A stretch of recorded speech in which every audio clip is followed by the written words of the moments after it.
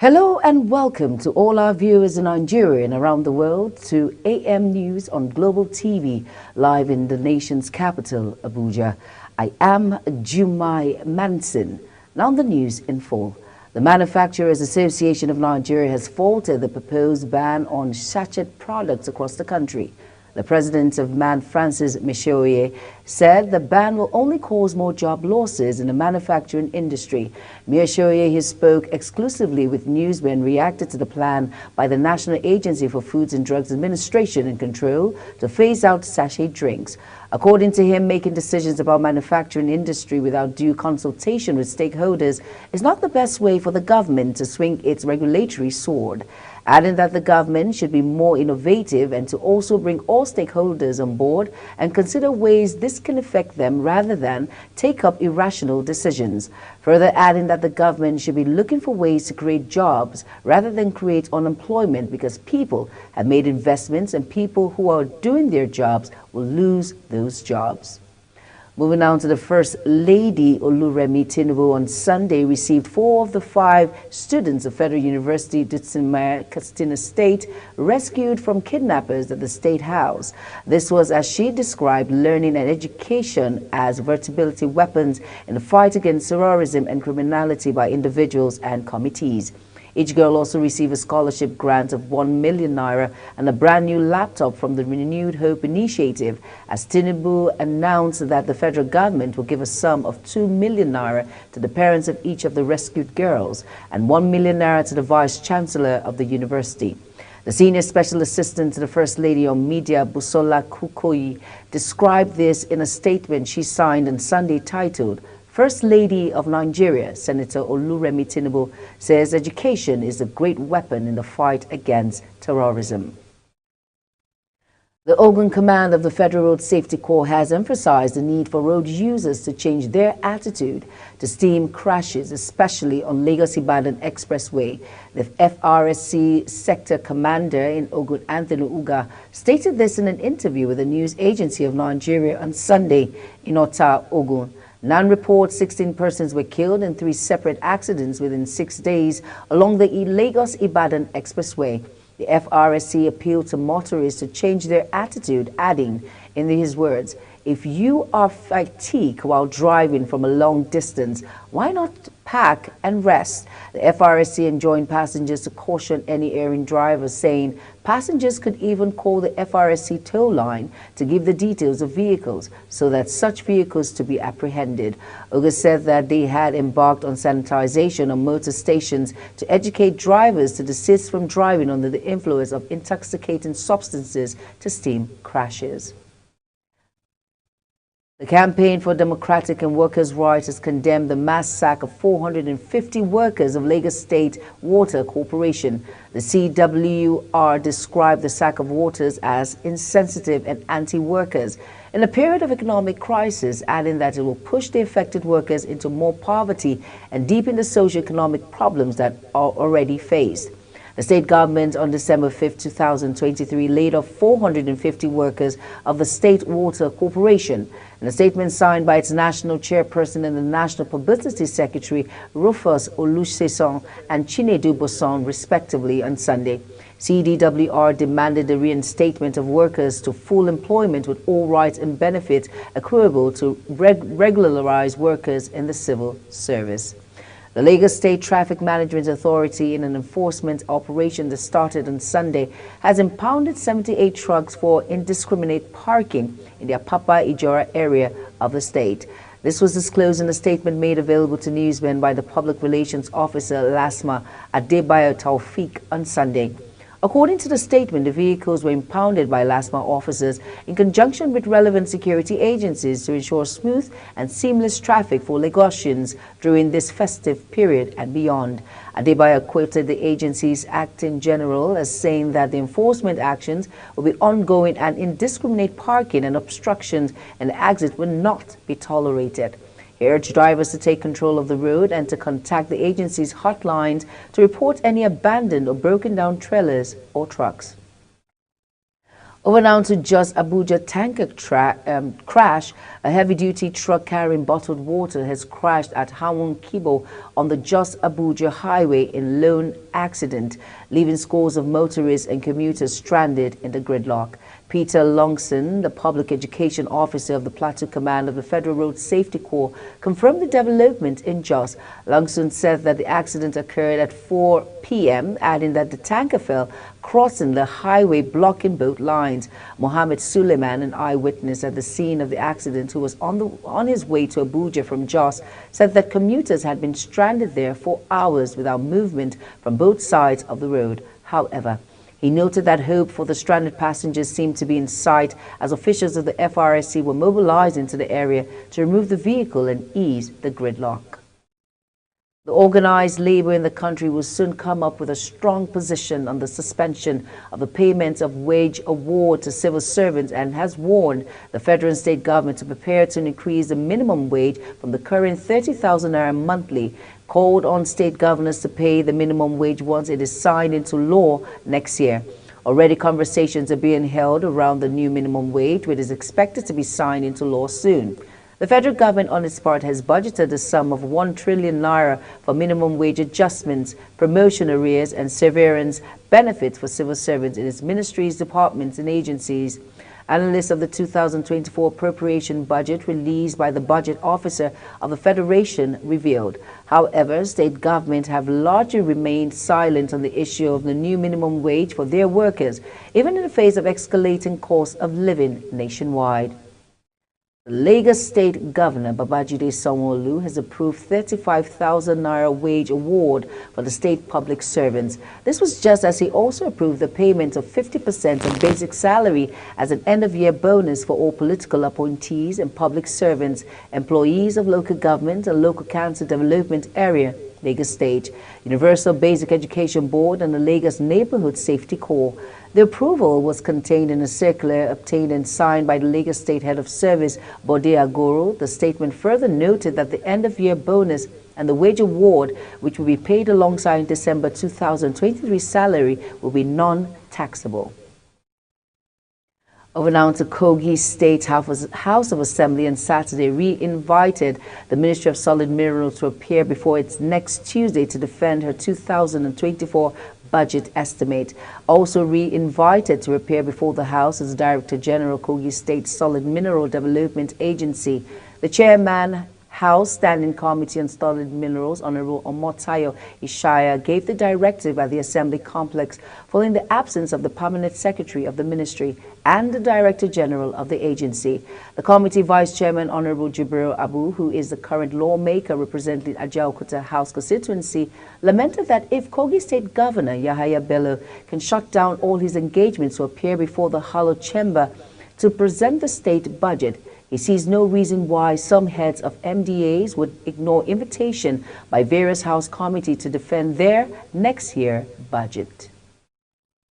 The Enugu State government says it will reopen a line of the Enugu-Port Harcourt Expressway collapse bridge for use by December 24th.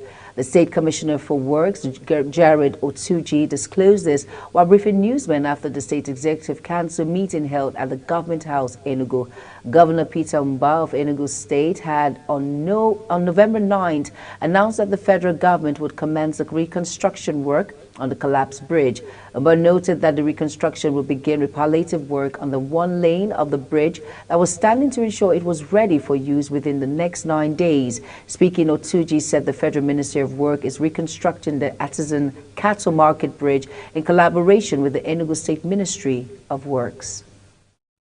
The National Drug Law Enforcement Agency, NDLEA, said on Sunday that multiple million naira mansion located at Victoria Garden City, VGC Estate, Lekki area of Lagos, used as Glaston laboratory for the production of methadone by a convicted drug baron, Okenwa Chris Nzenwi, have been forfeited to the federal government.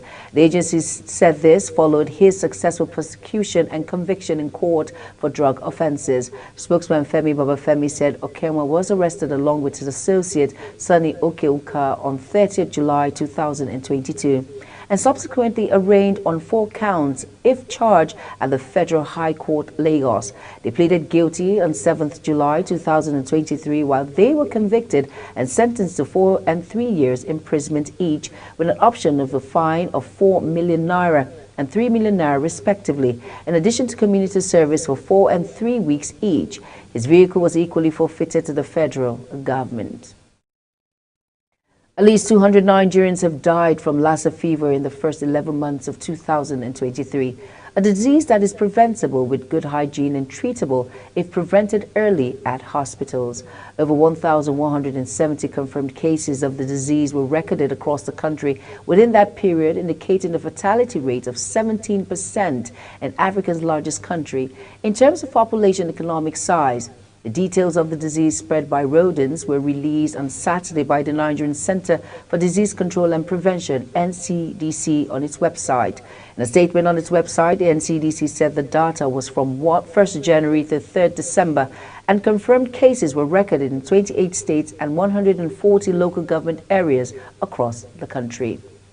Similarly, the Nigerian Center for Disease Control and Prevention, NCDC, on Saturday said 30 cases of dengue fever have been confirmed in Sokoto State. In a statement posted on its official website, the Director General of NCDC, Ifedayo Adetife, said the outbreak was detected in November. Adetife said so far 71 suspected cases and 13 confirmed cases have been reported in 3 local government areas across the state. He said 60 cases were reported from Sokoto State, 3 cases from Wamako, and 1 case from Dange Shuni. He, however, said no deaths have been recorded from the outbreak, nothing that majority of the suspected cases reported fall between the age range of 21 to 40 years. Adetife said the current risk level of the dengue outbreak is moderate based on dynamic risk assessment. A fire accident on Saturday night gutted the transmission company of Nigeria's power substation in Maryland, Lagos State. According to a late-night statement released by the Lagos State Fire and Rescue Service, the fire has been put out. The fire erupted at the transmission company of Nigerian Power substation in Maryland Junction, Maryland, at about 9:06 hours and has been put out by the crew of the Ilukpeju Fire Crew of the Lagos State Fire and Rescue Service. The Director, Lagos State Fire and Rescue Service, Margaret Adeseye, also stated no casualties were recorded as an investigation into the cause of the fire and the enumeration of valuables affected is ongoing. The Kano State Deputy Governor Aminu Gwarzo has vowed to thoroughly investigate the recent fire outbreak caused by some miscreants at the Gwala Local Government Secretariat. The incident resulted in the loss of millions of nairas and property damage. Gwarzo, who doubles as the Commissioner for Local Government and Chieftaincy Affairs, pledged during a visit to the affected site on Saturday evening to assess the extent of the damage. He assured the public that the government will leave no stone unturned, determining the cause and bringing those responsible to justice. He urged the people of Gwale to remain calm and law-abiding during the investigation. According to the Director of Personnel for Local Government, Alhaji Awal Dambata, the fire incident occurred on Wednesday, December 13, 2023. It engulfed 3 departments and affected 18 offices within the Secretariat. You're watching AM News live from Nigeria's capital, Abuja. We're on Star Times channel 276. Kindly follow us on all our social media platforms using @Global TV NG and other handles now showing on your screen. When AM News returns, EFCC bosses seeks legislation against unexplained wealth. The news continues shortly with details of these and more after this break. Please stay with us.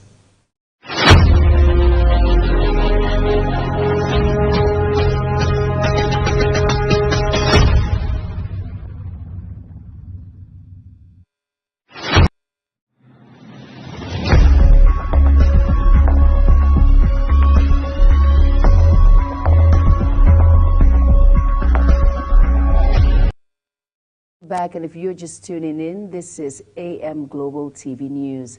The chairman of Economic and Financial Crimes Commission, EFCC, Ola Olukayode, has called for legislation against unexplained wealth as a way of checking the criminal activities of treasury looters in the country. EFCC spokesperson Dele Oyewale, in a statement at a two-day international law conference organized by Christopher University, Mowe, Ogun State. The theme of the conference is Unexplained Wealth in the Global South, examining the asset recovery and return trajectory. Olukayode said several countries, including United Kingdom, Australia, Mauritius, Kenya, Zimbabwe, and Trinidad and Tobago, had embraced the Unexplained Wealth Orders, UWOs, since it came into force in 2018. EFCC boss, who was represented at the conference by the Abuja Zonal Commander, Assistant Commander of the EFCC, Ace 1 Adebayo Adeniyi, emphasized that Treasury looters would have little cover if the issue of unexplained wealth was tackled more seriously across the world. Dr. Betta Edu, the Minister of Humanitarian Affairs and Poverty Alleviation, has revealed that Nigeria is currently offering shelter and protection to roughly 100,000 refugees and more than 8,500 internally displaced persons, IDPs, seeking at the Global Refugees Forum in Expo, Geneva, Switzerland, with global migration refugee concerns, and lasting solutions were discussed. Dr. Betta Edu presented Nigerians' position on the matter. She outlined Nigerians' effort to include refugees, IDPs, returnees, and their host communities in national development plans. The federal government has pledged to enhance protection, ensure access to durable solutions, and actively engage in regional efforts addressing displacement causes. The commitment made by Nigerians include financial, mineral, and technical support, affirming the nation's dedication to collaborating for long-term solutions benefiting millions of displaced people worldwide. The Ondo State government has denied that the acting governor, Lucky Aiyedatife, froze the accounts of the local government. The reactions came after some officials of the local council said that a member from Aiyedatife has informed them of the freezing of accounts. Aiyedatiwa became acting governor again on Wednesday after Governor Rotimi Akeredolu proceeded on another medical leave. There were apprehensions after the unavoidable transfer of power, given the rift between Aiyedatiwa and people close to Akeredolu. The purported freezing of the accounts of all the local governments in Ondo State by the state acting governor, Honorable Lucky Aiyedatiwa, is therefore a serious anti-democratic, unconstitutional, politically suicidal move, which is popularly born out of ill and improper legal advice, Emedamoro said in a statement. But the State Commissioner of Information, Bamidele Ademola Olateju, on Saturday described the reported freezing of the account as false. Over now to ECOWAS. The ECOWAS court mandated the Republic of Senegal to reform Article 109 of its organic law governing the Commissioner for the Compensation of Persons Unreasonably Detained on Remand. According to a statement issued by the Communication Division of the Community Court, the judgment orders Senegal to align a portion of the law with its international committees, particularly that under the African Charter on Human and People's Rights. In a judgment delivered by Justice Sengo Mohamed Karoma, Judge Rapporteur, the court declared a violation of those rights as a fair trial, the right to be tried within a reasonable time under Article 7, subsection 1D of the ACHPR. It was also declared a violation of the principle of equality of citizens before the law under Article 4 of the ACHPR. Moving on now, in the noon, the Vatican court has sentenced Italian Cardinal Angelo Bacco, a former advisor to Pope Francis, a 5.5 years in jail for financial crimes. Bacco, 75, was the most senior Vatican official ever to face such charges and once seen as a papal contender himself. The trial centered on London property deal that ended in huge losses for the Catholic Church. He was on trial with the other defendants, or were convicted on some courts and found not guilty on others. The trial, which exposed infighting and intrigue in the highest Vatican rank, had been going on for 2.5 years. He strongly denied charges including embezzlement and abuse of office. Cardinal Bacco's lawyer said his client was innocent and will lodge an appeal. The Israeli army said it is investigating the killing of 3 hostages, which it said have been mistakenly identified as a threat by soldiers, an incident that sparked protests in Tel Aviv. The military said Yotam Hong, Alon Shomars, and Samuel Etalik all in their 20s, were shot during operation in Gaza City. They were among about 250 people taken hostage during Hamas' October 7th attack in Israel, which killed about 1,140 people, mostly civilians, according to Israeli figures. The military said later it had started reviewing the incident and that immediate lessons from the event have been learned and passed on to all troops on ground. Prime Minister Benjamin Netanyahu described the death as an unbearable tragedy.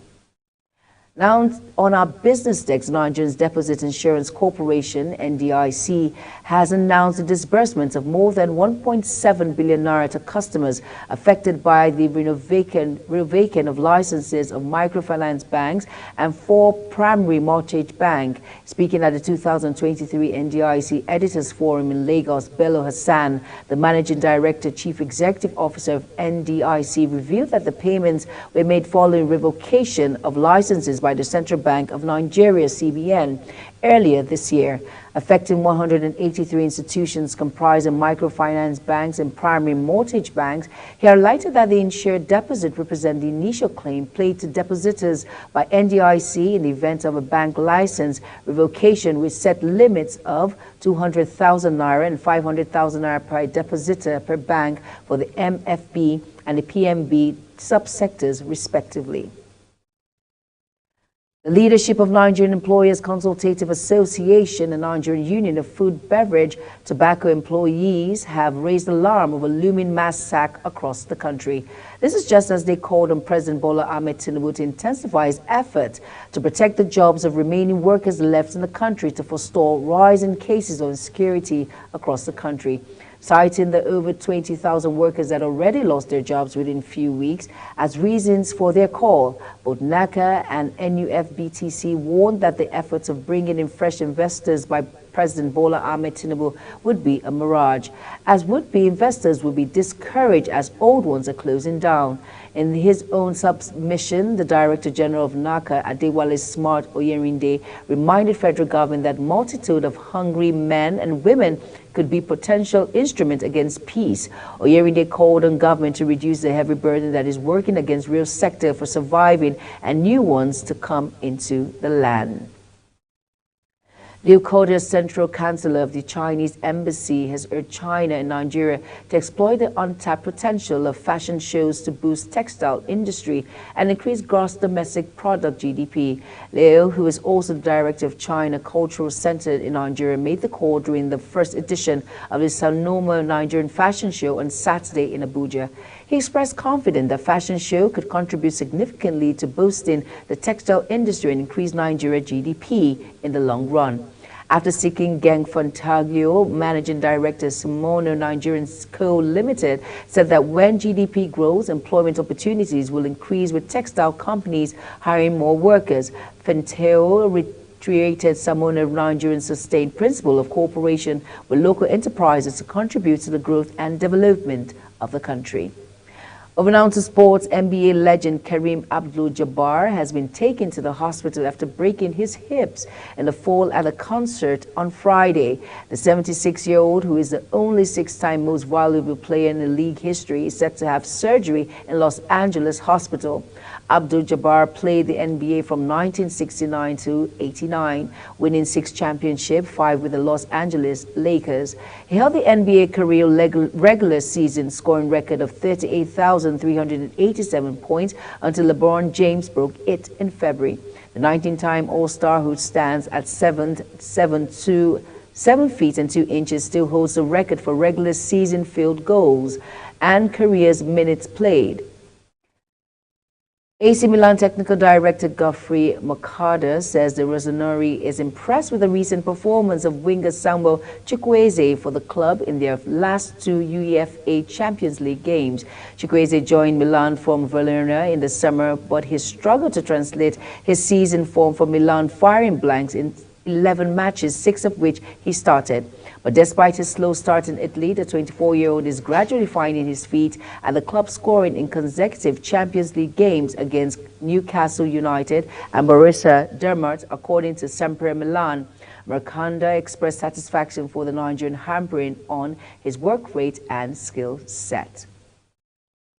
Still on sports, Victor Osimhen was decisive to get Napoli back to winning ways in the Serie A, with towering Howden in a spectacular assist for Kiev against Cagliari on Saturday. The Pettinobi secured their place in the Champions League round of 16, but had lost back-to-back Serie A games, so needed a boost. Napoli won Black and Birds, and there was a minute silence for former captain and director Antonio Giuliano, who died this week at the age of 80.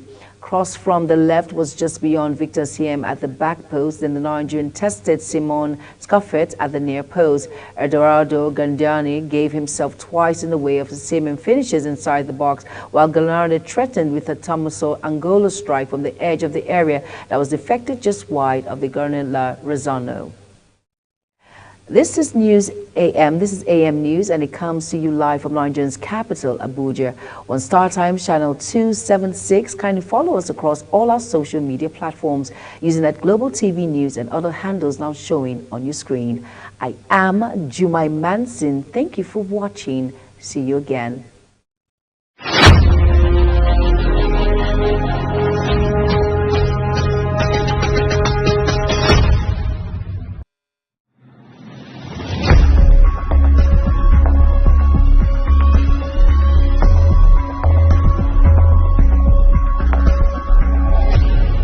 As part of the federal commitment to boost the welfare of its workforce, the governor of Lagos State, Babajide Sanwo-Olu, approved the payment of 50% of basic salary as end-of-year bonus for all political appointees and public servants, including employees of local governments and local council development areas, Lagos State, Universal Basic Education Board, and Lagos Neighborhood Safety Corps. Sanwo-Olu further approved the implementation of wage award pending the review of national minimum wage. He says 50% of basic salary as an end-of-year bonus, as well as the wage award, will be paid alongside December 2023. The governor then encouraged public servants to continue to uphold excellence in the state and provide quality services in line with the new objectives of the administration. Global crude oil demand for fourth quarter of 2023 will slip to 101.7 million barrels per day. The International Energy Agency (IEA) stated in its oil market reports review. According to the agency, crude oil demand growth is slowing down. It's expected to drop from 2.8 million barrels per day, increase in the third quarter of 2023, to 1.9 million barrels per day in the fourth quarter. This shift is due to a weaker global economy outlook. The global oil consumption growth forecast the last 3 months of 2023 has been reduced by almost 400,000 barrels per day, mainly because of the challenges in Europe, Russia, and the Middle East. Europe's manufacturing and industrial sectors are particularly affected. Factors contributing to this slowdown include higher interest rates affecting the real economy and increased petrochemical activity focused on China rather than other regions. Consequently, the projected growth in world oil demand for 2023 has been adjusted downward by 90 kilobarrels per day to 2.3 million barrels per day for last month's estimation. China is responsible for 78% of this year's rise. Nigeria's customer prices rose 28.2% in November, largely on the back of the continued naira depreciation and further fuel prices, highlighting the dire state of the economy ahead of Christmas. The Consumer Price Index report released by the National Bureau of Statistics showed that inflation rose to new 18-year high by an increase of 0.87% to 28.2% from 27.33% in the previous month.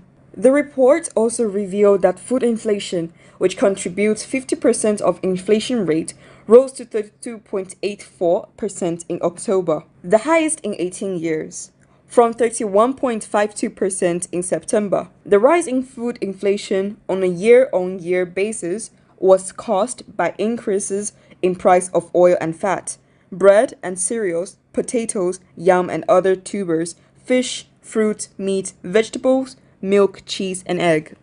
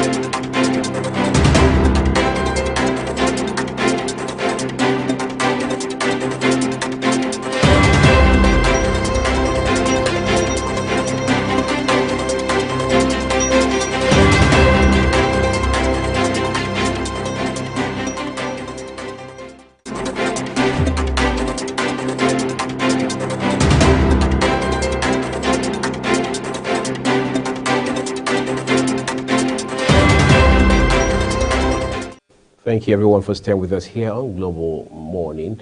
We're looking at papers for you next. Big stories, headlines across our national dailies today. We'll begin with this day newspaper. Let's see what we've got on this day for you. All right. Above the nameplate of this day says power sector stakeholders say changing ownership of discos won't solve Nigeria's erratic electricity problem. So the question is, what will change it? A writer here says, urge NERC to implement cost reflective tariff structure. Oppose FG on Naira-denominated gas sales. All right, just immediately beneath the nameplate, education is greatest weapon in fight against terrorism, says Mrs. Tinubu. You find that story on page 8 of this day newspaper. Purported court's order surfaces ahead of ruling, more wars for judiciary. COP confirms development, center uncovers plots to halt by elections. Wike defies Fubara's men, returns to states. Frank wants Rivers DPO's death probed. Right, then we have a few other papers to look at for you. Before that, at Ministry Organized Trade Dialogue, participants insist Nigeria not faithful to agreements reached with foreign investors. Kick against Nigeria signing economic partnership agreements with EU. All right. Of course, that conversation has been a long time coming. The issue of commitment on the part of Nigeria to agreements signed with foreign entities, especially as it has to do with foreign direct investments. I mean, they say he who must come to equity has got to do that with clean hands. So we must show example. We must, as they say, show example leadership by example in such a way that we're able to build trust and then build confidence, because there's no magic wand for getting investors into your country anywhere in the world. We must have the systems, we must have the integrity, we must have that credibility. These are all very important, if you like, items if we must be able to break through with regards to attracting FDI into our dear country. All right, on account of that, we're turning now to the Daily Trust newspaper today. 3 big headlines just immediately beneath the nameplates of today's Daily Trust. Editorial, what does the World Bank want from Nigeria? That question is worth $1 million. All right, but then you can read details for yourself on page 12 of Daily Trusts. Experts, unions differ over FG's plan to restructure TCN. Trust TV wins Nigeria Media Merit Award. Okay, that's on page 24 of today's Daily Trust newspaper. All right, Zamfara community under siege as bandits strike.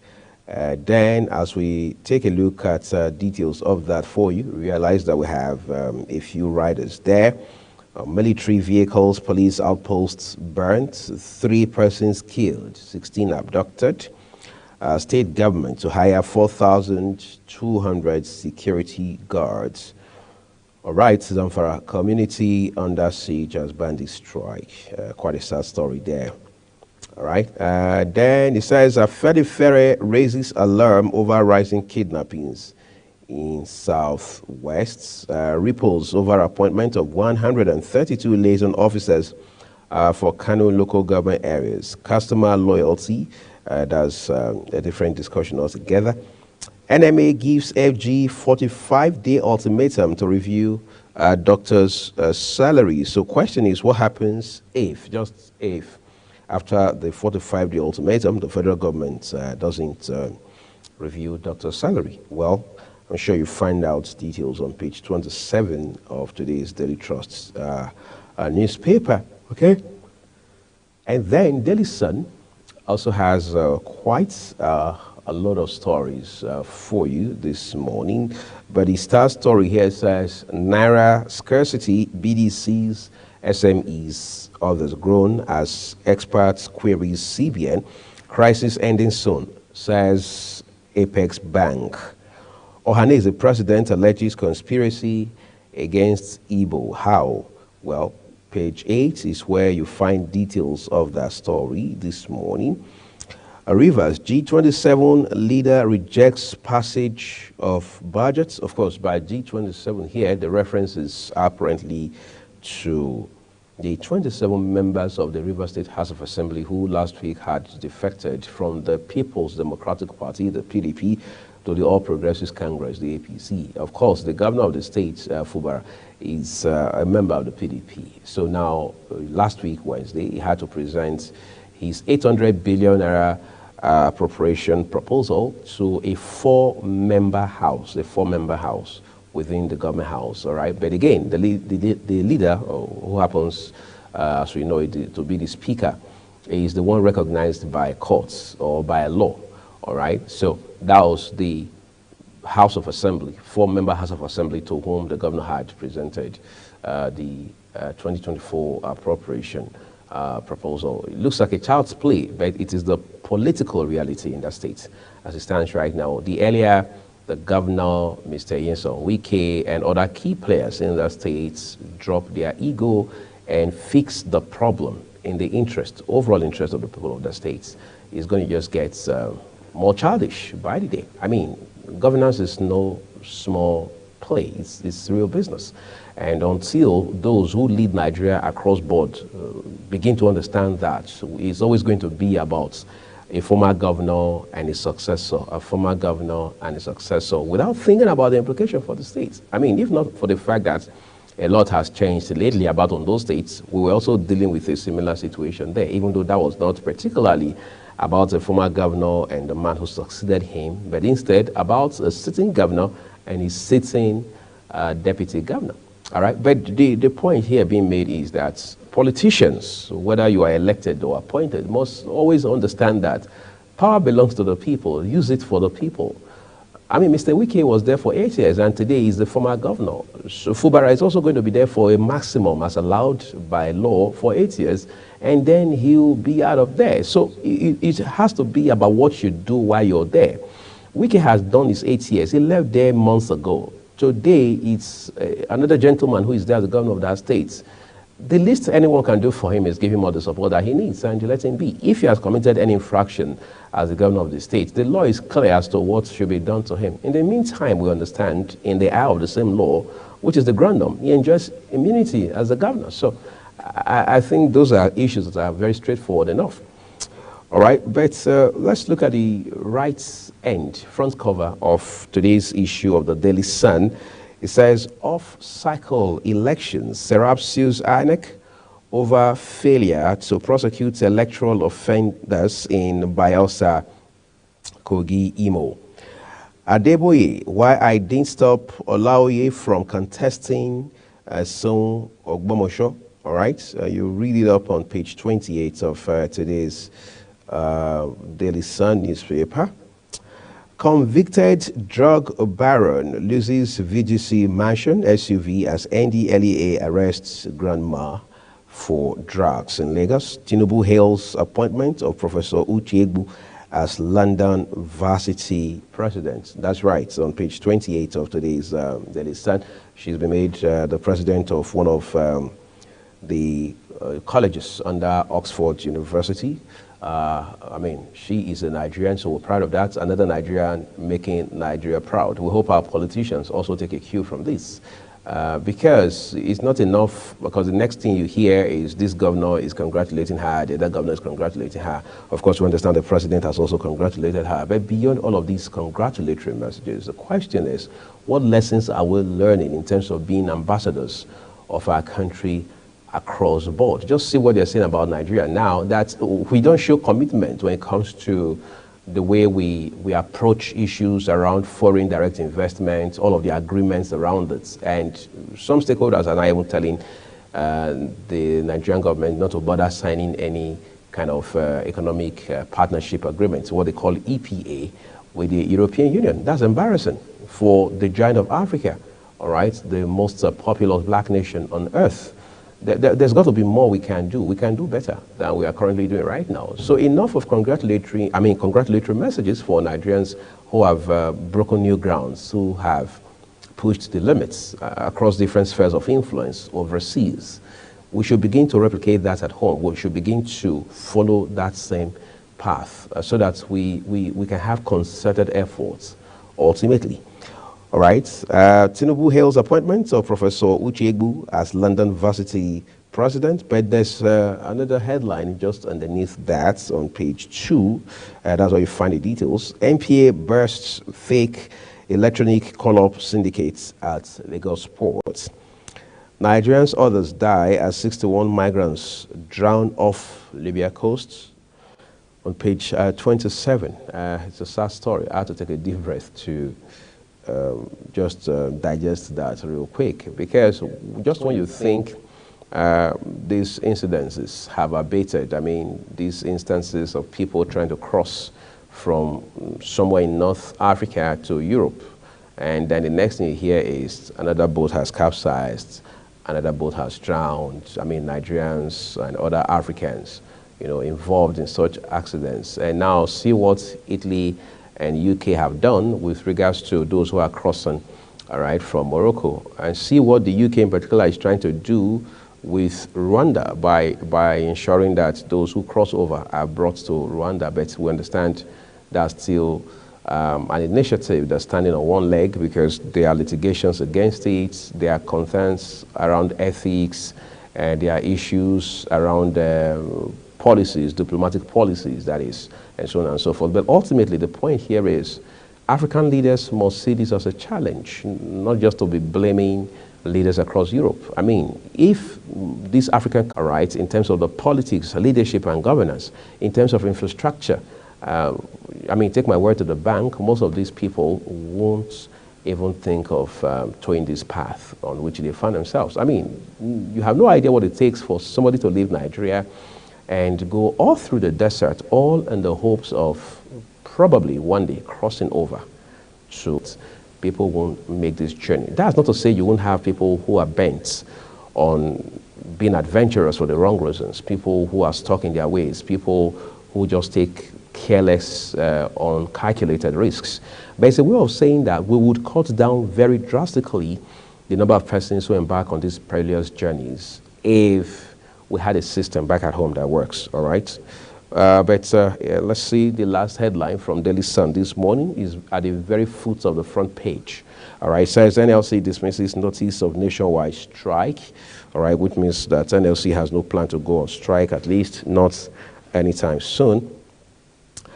What more do we have? The Punch, yes, we have the Punch newspaper. The Punch big story this morning says Christmas shoppers condemn Naira scarcity, ATMs dry up. So what happened to our money in those ATM terminals? Poultry dealers, local stores insist on cash.